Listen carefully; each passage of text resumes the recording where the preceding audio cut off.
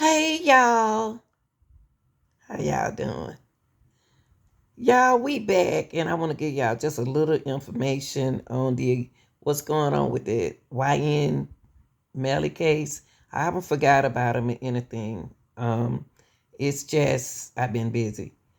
Jamel Demons is going to trial. Uh, October the 15th of 2025,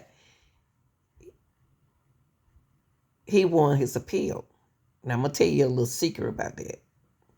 Now, the appeal and the cross appeal from the circuit court for the 17th Judicial Circuit, Broward County, John J. Murphy III, Judge L.T. case number 19-001872 CF10A. Now, I'm not going to read all this information because it's a lot of information, so I'm trying to get to the thick information to the point. The state appeals order suppressing evidence in two trial court cases involving Jamel Demons, a double murder case, and a related witness tampering case. The trial court furnished a detailed ruling through an anonymous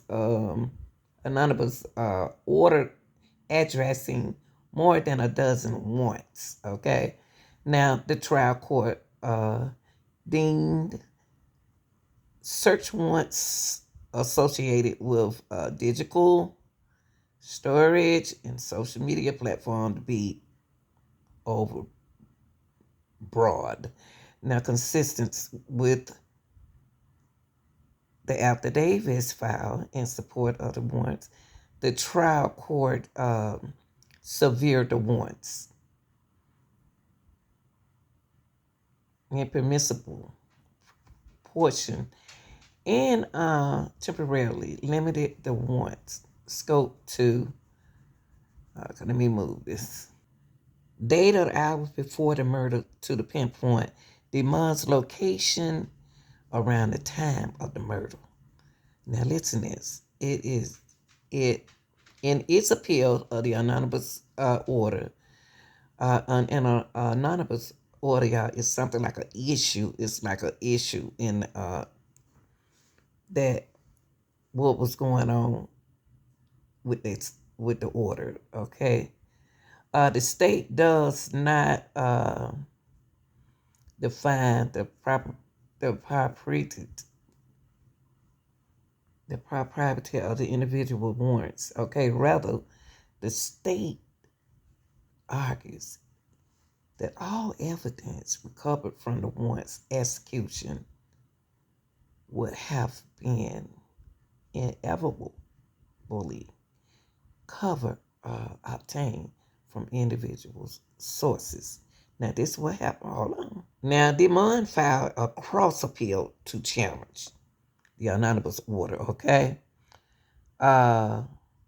Melly argues that the Florida law does not permit severances constitutionally. Infirm general warrants. All evidence associated with those warrants should have been suppressed and not temporarily limited. I'm not good with the law, but I'm gonna read a little bit. I'm gonna read a couple more pages. Now, we affirmed the trial court order regarding the individual source in inevitable discovery arguments. The trial court was entitled to reject the testimony to the state's primary witnesses and rank speculations. Now, we write primarily to discuss our reasons for rejecting Demond's criticism of the trial court narrowing the warrants scope. Demond's argued that the proportionality must be considered with any severing of a warrant. A court must consider the relative size of the valid and invalid portion of the warrant. All right. Right here it talks about the trial court. Did they notice that the Florida and some federal courts have agreed that a warrant's portion validity does not necessarily render the entire warrant invalid? The trial court found general support in Florida for partial suppression, severability, but no guidance about how to serve. Consequently, the trial court looked to federal cases that align a step-by-step methodologies. Okay. And then they get into the gap in laws, y'all. It's a lot to read. So, other words, what this portion right here of the appeal is speaking of the gap in approach that really was on advantage for Melly. It's like approach account for proportionality, as it cautioned that severance is not an available remedy for an overbroad warrant, which no part of the warrant is sufficiently particularized, where no portion of the warrant may be merely meaningfully severed, or where the sufficiently particularized portion make up only a significant tangential part of the warrant. 720F3D at 448. Okay. And it went on in the start. They reviewed the gap in order and all that other stuff. I'm not gonna say that. I'll show it to you. That they were adding with the warrant, inside the warrant. So gapping really not submitted, but exempt a lot of things that the prosecution was trying to use against Melly. Okay. Portion of the appeal, like I said, gapping, never heard of this word before, y'all, but it's that when you talk about the law, you're talking about different terms. The gapping cautions that even where part of the warrant are valid and distinguishable, severances may be inappropriate where, for instance, the sufficiently particularity portion is only a relatively insignificant part of a sweeping search, where the warrant is generally invalid. But really, this part is really talking about the warrant that was served to Melly. And those warrants wasn't appropriate at the time, or really inappropriate. You know, it's a lot of things that the state didn't agree with. So if we had an appeal went on and talk about the gapping, the gapping one was took the analysis, one of what happened here, like here's the trial court apply the gapping analysis when reviewing each warrant. One example of the trial court narrowing the warrant's scope, certain concern a warrant for a cloud account affiliated with the man's iPhone. Okay, now we're gonna get into this. Now the supporting affidavit sought a warrant to track Melly's whereabouts around the time of the murder, but neither the affidavits nor the related one include a time range. So in other words, they need a time range. And right here, the trial court limited the warrant to the time of the shooting and a few hours before and after.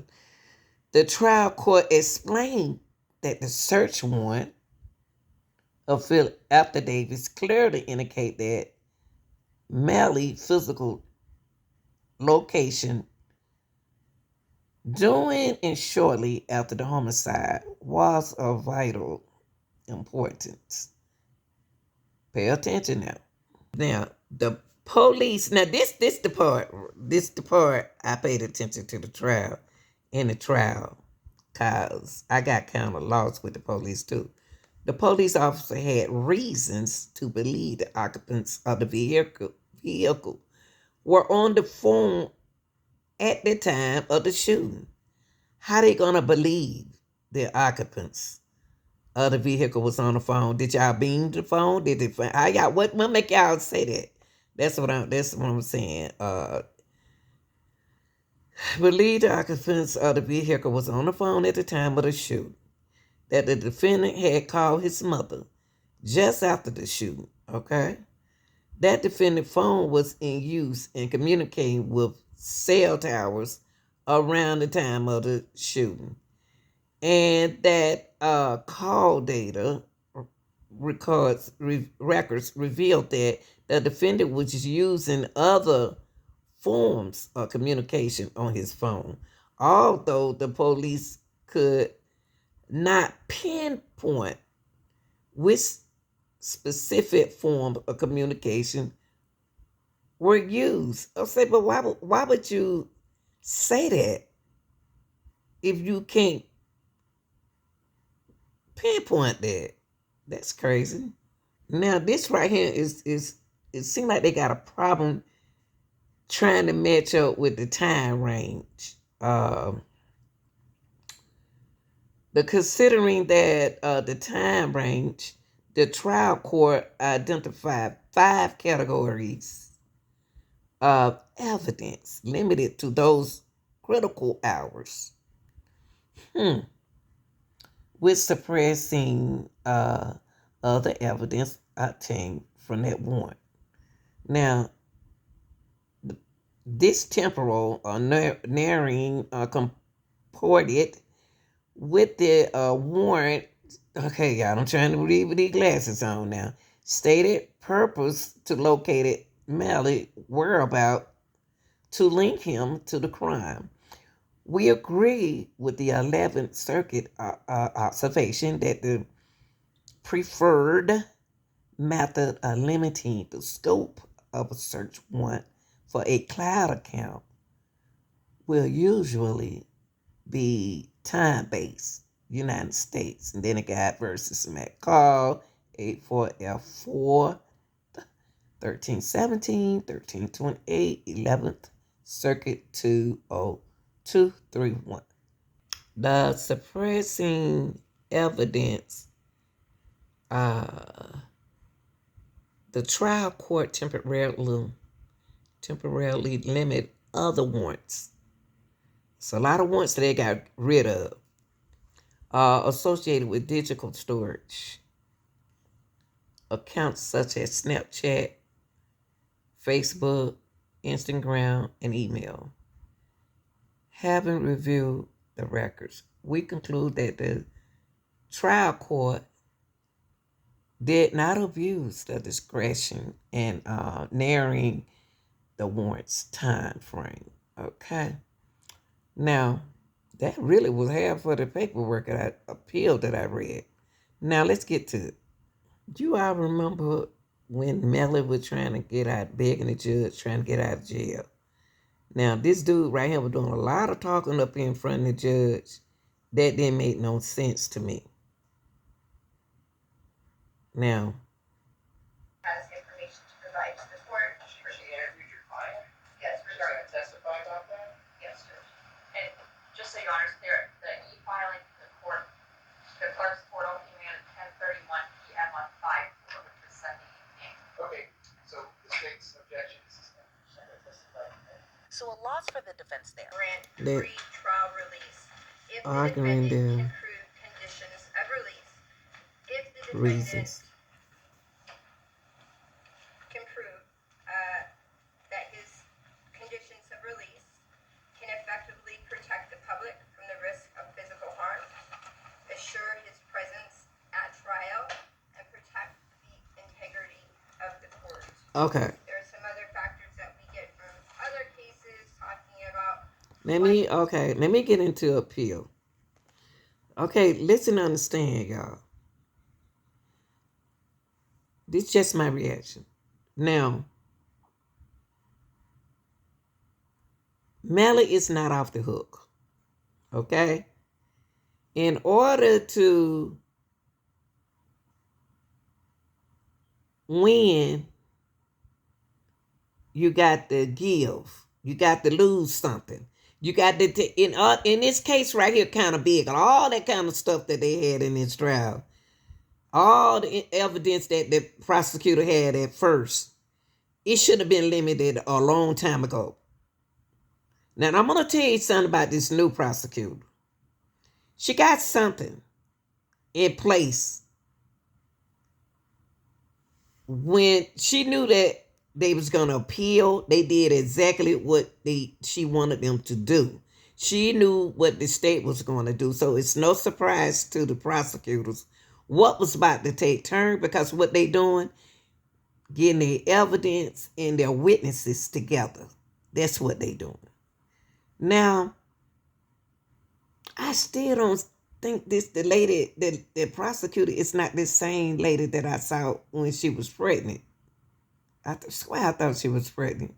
But you got to, all that paperwork, the warrants and on the phone and all that stuff, they didn't need this in the case. Because guess what?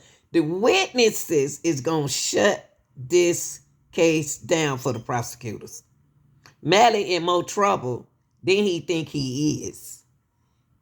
They got rid of everything. He didn't want the phone. He didn't want all the Instagram. He didn't want all of that stuff in it. Okay, so you won. No surprising to me. What you did was cut the paperwork into the business. Now they about to get down to the real nitty gritty, y'all. They got something for their defense team. Okay?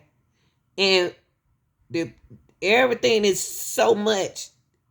Somebody gonna go against Melly. This thing about to get tough. Remember I said this. Witnesses, it's about to bust this case down.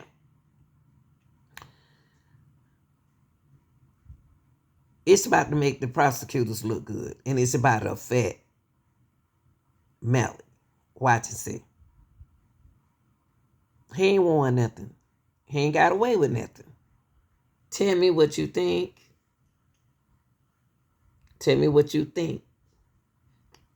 Because he won his appeal. He got rid of a whole lot of stuff that we went over that they got rid of. So what? So beat it. Now, since, like I said earlier before I leave,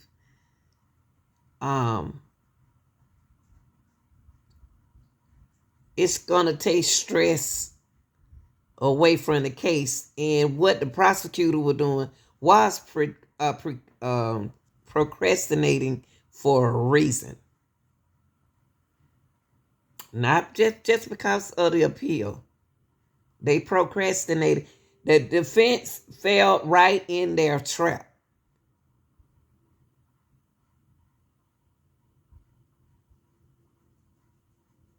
This prosecutor right here, I ain't seen her since she had her baby.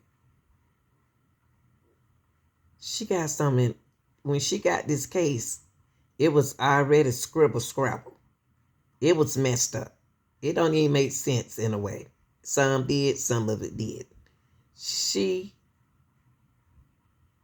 got something for them. So she know what she didn't want to, what she didn't need in the case. She know what she need and what she don't need. The things that he appealed, they didn't want it no way. State didn't want it no way. She didn't. Smart girl right here. Y'all tell me what y'all think, because it's a win. You're going to win some and you're going to lose some. So don't go crying when you find out who against you, witnesses, evidence is going to pop out in this case, y'all. I love y'all. Be safe out there. Like, share, and subscribe.